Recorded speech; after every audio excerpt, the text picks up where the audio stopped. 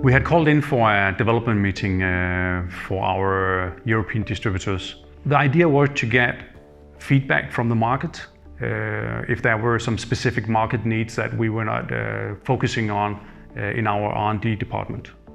The outcome of the meeting were a long list of different functionalities that we could add to a new switch.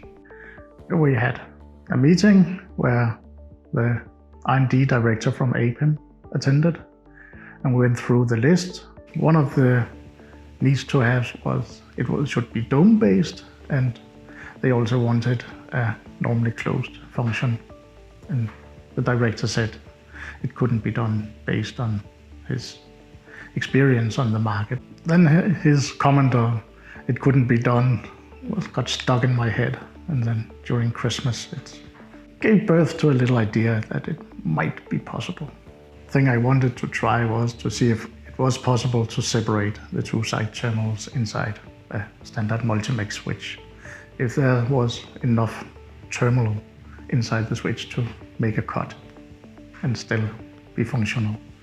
And there was, so I took the hacksaw and made a cut. And then I measured and saw the metal dome would actually make the connection between the two side terminals. And then we started adding small pieces of wire using super glue to make a pivot point to lifting the dome in one side. When the director from APIM came back, and we had a working prototype of a normally closed switch.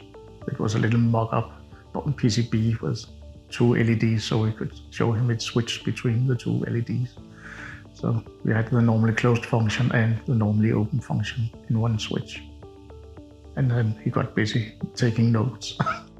So you can say it came like a spin-off of doing the UltraMech, but then the focus was to bring that up fast to the market because it was a relatively simple change to the existing NO.